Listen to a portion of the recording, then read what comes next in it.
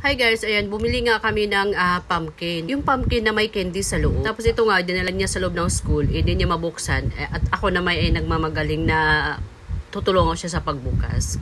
Kaya ayan.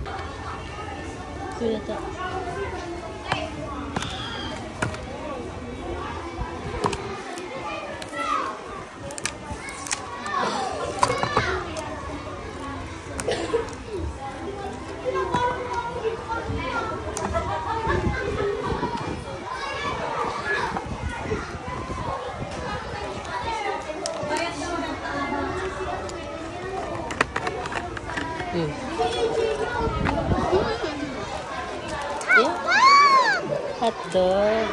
Kaya ayan guys, tuwang-tuwa naman siya nung nabuksan. At ang laman po ay hotdog, mga jelly candy. Kaya yun, thanks for watching guys. See you sa akin next video. Bye-bye.